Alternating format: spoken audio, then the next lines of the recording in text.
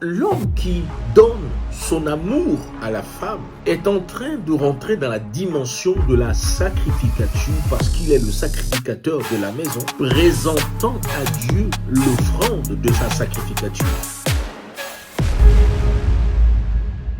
Pourquoi est-ce que la plupart du temps, nos différentes relations ne marchent pas, ne fonctionnent pas?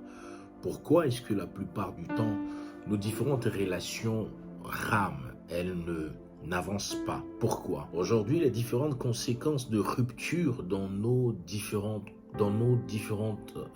relations, dans notre couple, sont dues au fait que nous ne sommes pas même de respecter les différentes règles qui nous sont soumises. Une des règles ou deux des règles les plus importantes en ce qui concerne la stabilité, l'avancée d'un couple, d'un mariage, la première, c'est « Femmes, soyez soumises à vos maris, comme au Seigneur ». À l'homme, il dira « Marie, aimez vos femmes comme Christ a aimé l'Église et s'est donné en sacrifice pour elle. » Donc, lorsque nous observons ces deux recommandations, premièrement, la femme qui doit être soumise au Seigneur. Mais comment est-ce qu'elle doit être soumise au Seigneur? Elle ne se soumet pas juste parce qu'elle doit se soumettre. Elle se soumet comme si elle se soumettait au Seigneur. Lorsque vous prenez l'exemple de Abraham et de sa femme Sarah, souvenez-vous que Sarah appelait Abraham mon Seigneur. Sarah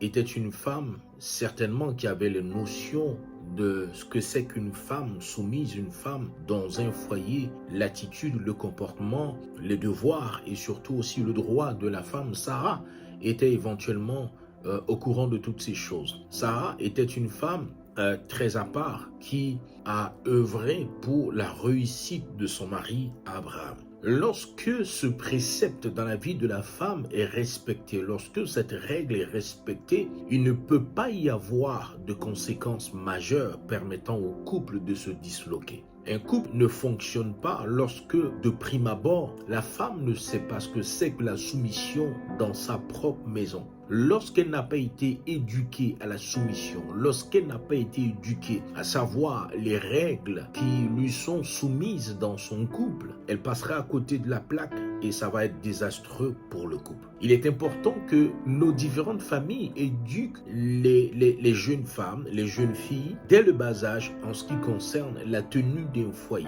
le respect de l'autorité, le respect du mari, la soumission à son mari. Lorsque ces choses sont apprises dès la base, elles n'ont pas de grandes difficultés à les mettre en pratique lorsqu'elles se retrouvent dans un foyer, dans un couple. Mais lorsqu'elles n'ont pas ces notions, cela est très difficile.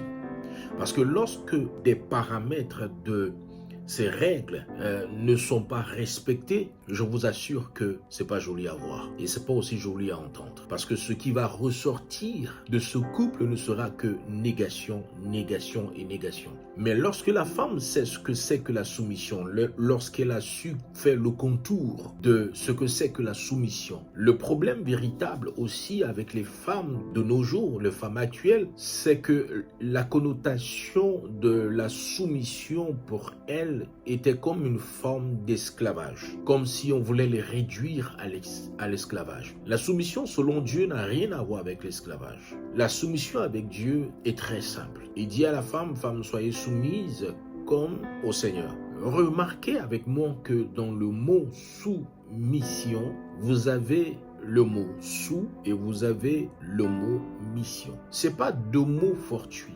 Soumission. Alors, la mission a été donnée à qui? La mission a été donnée à l'homme. L'homme fut créé en premier. Lorsque l'homme fut créé, la mission lui fut donnée de garder et de cultiver le jardin. Lorsque la femme vient, elle vient pour aider l'homme à pouvoir mettre en pratique ou continuer l'observation de cette règle qui lui avait été donnée dans le jardin, la soumission. Donc, elle est sous la mission de l'homme, et dans l'homme à accomplir la mission que Dieu lui a assignée. Lorsqu'une femme comprend ce principe et qu'elle sait comment tenir son homme dans la soumission, je vous garantis que ce foyer va toujours de l'avant et elle pousse son homme à accomplir sa destinée. Il y a des femmes qui entrent dans votre vie et qui vous pousseront toujours à atteindre votre destinée parce qu'elles ont su être éduquées à la soumission. Une femme éduquée, une femme qui a la notion de la soumission, saura comment pousser son homme et l'orienter à rentrer pleinement dans sa destinée. Mais lorsqu'elle n'a pas eu ces notions, cela va être très difficile. La femme doit être soumise à l'homme comme au Seigneur. La majeure partie du temps, nous ne voyons pas le Seigneur. Donc cela est difficile pour nous de pouvoir nous soumettre comme au Seigneur. Comme on ne le voit pas, donc c'est compliqué. Alors que la recommandation, c'est d'être soumise comme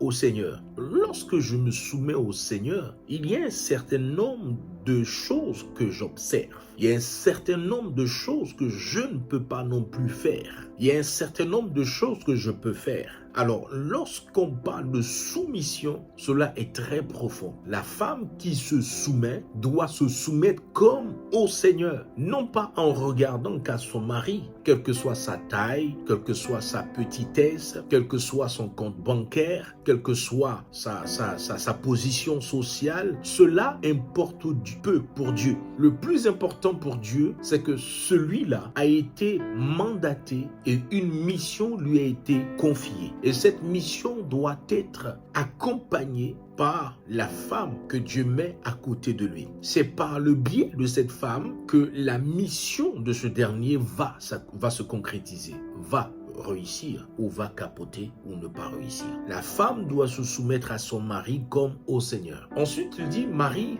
aimez vos femmes comme Christ s'est donné en sacrifice pour l'Église. Vous voyez la profondeur de l'amour que Christ voudrait que l'homme puisse manifester pour sa femme. Un homme qui aime est systématiquement prêt à se sacrifier pour sa femme. Car l'amour implique le sacrifice. Dans chaque sacrifice, vous avez à la fois la dimension du sacré et vous avez la dimension du sacrificateur. C'est le sacrificateur qui est habilité à présenter le sacrifice à Dieu. Alors donc, l'homme qui doit aimer sa femme comme Christ a aimé l'Église et s'est donné lui-même en sacrifice, Christ qui est le souverain sacrificateur, selon l'ordre de Melchisédek. Alors lorsqu'il meurt, il présente son sang comme étant l'offrande à Dieu pour le rachat, le salut de l'humanité. Lorsqu'on aime,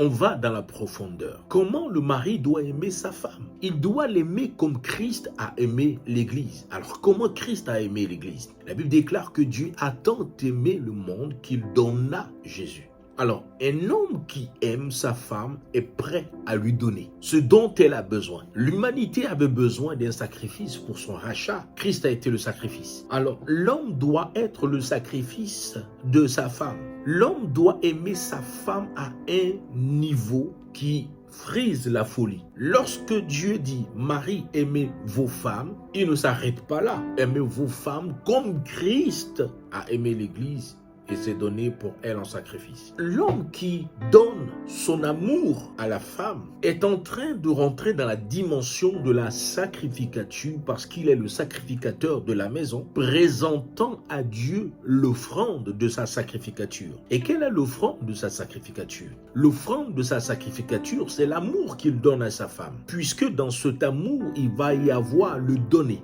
Dans cet amour, il va y avoir également le sacrifice. Je me sacrifie en donnant de mon temps, de mon énergie, de mon argent, de ma disponibilité, en donnant pour satisfaire aux besoins de ma femme. Voilà la dimension que l'homme doit comprendre pour pouvoir permettre à sa femme d'être équilibrée. Une femme qui est aimée est équilibrée. Un homme qui est respecté est équilibré. Une femme qui sait se soumettre permet à son homme d'être équilibré. Dans la soumission, vous trouverez obligatoirement l'amour. Une femme qui se soumet à son homme l'aime.